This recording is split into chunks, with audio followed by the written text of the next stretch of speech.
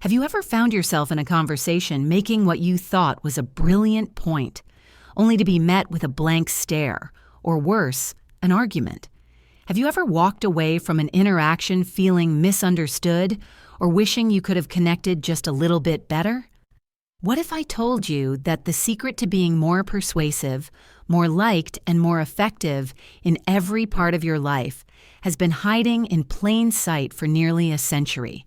And what if that secret had nothing to do with being the loudest person in the room or winning every debate, but had everything to do with one simple, radical shift in your perspective?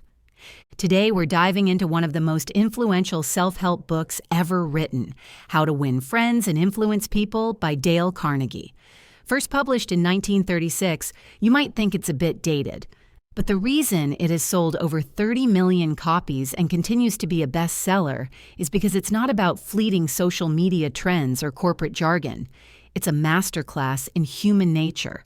And human nature hasn't changed one bit. Carnegie's work is a powerful reminder that influencing others isn't about manipulation or trickery. It's about genuinely understanding and respecting them.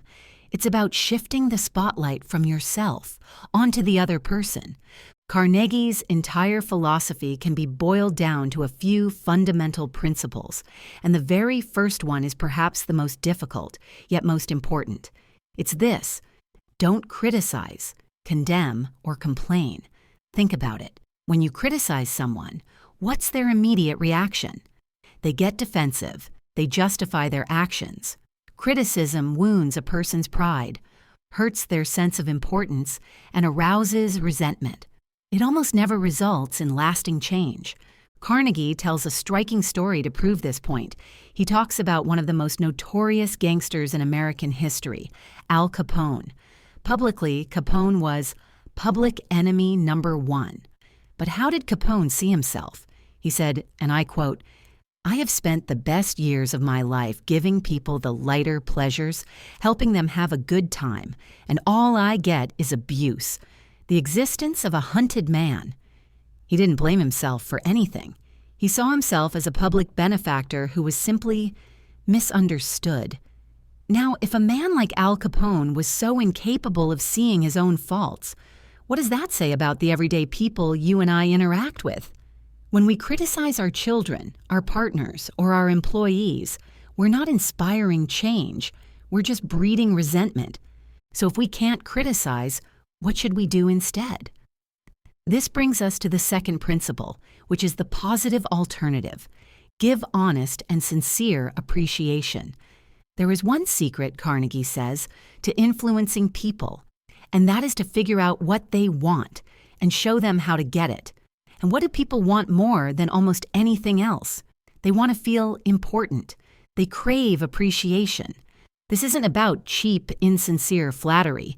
People can see right through that. This is about genuine recognition. It's about being, as Carnegie puts it, hearty in your approbation and lavish in your praise. Think of the steel magnate Charles Schwab. He was one of the first people in American business to be paid a salary of over $1 million a year. Was it because he was a genius with steel? No.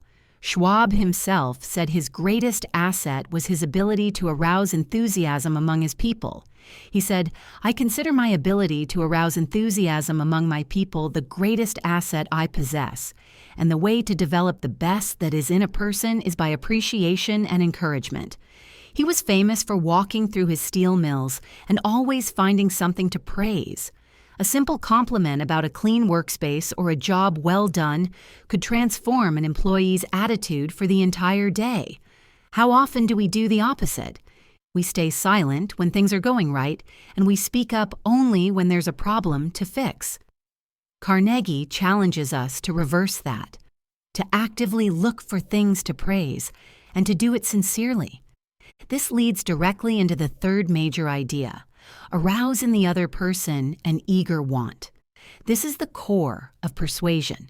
If you want someone to do something, you have to stop thinking about what you want. You have to see the situation from their point of view. Carnegie shares a wonderful little analogy. He says that he personally is very fond of strawberries and cream. It's his favorite dessert. But when he goes fishing, he doesn't bait the hook with strawberries and cream. That's what he wants, but that's not what the fish wants. So he baits the hook with a worm. Why, he asks, don't we use the same common sense when dealing with people? We're always talking about what we want. We write emails saying, I need this from you, or I want you to do this. But the person on the other end doesn't care about what you want. They care about what they want. The only way to influence them is to frame your request in terms of their interests.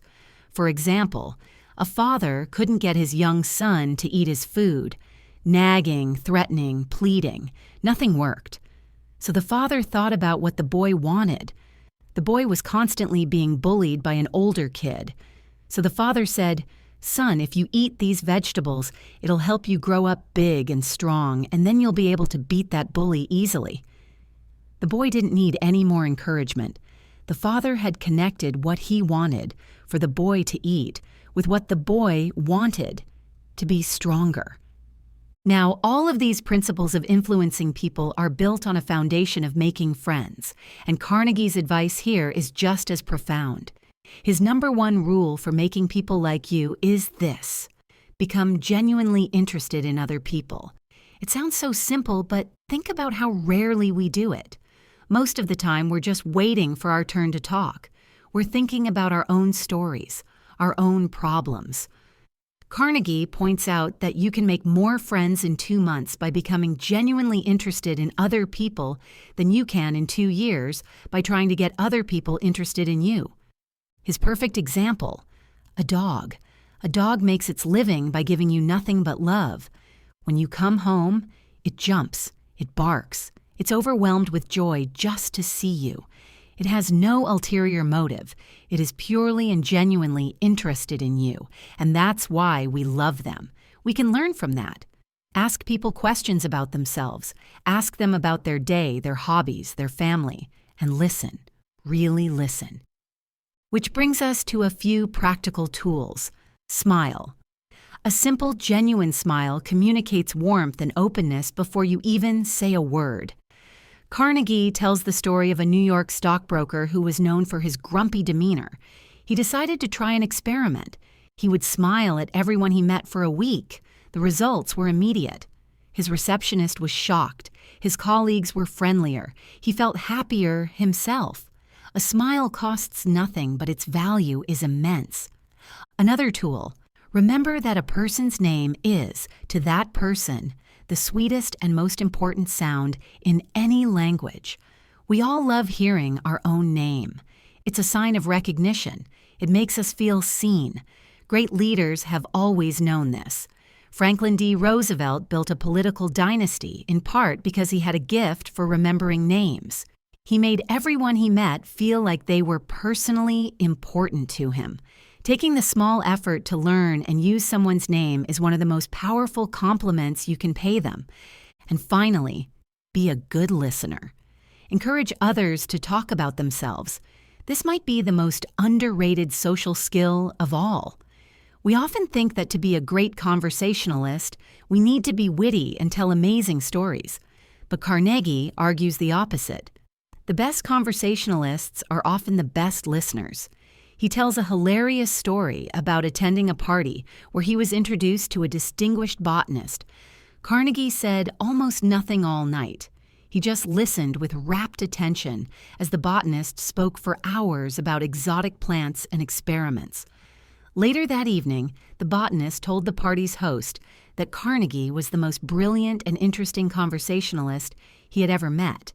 By simply giving someone your full, undivided attention, you make them feel incredibly valued and understood.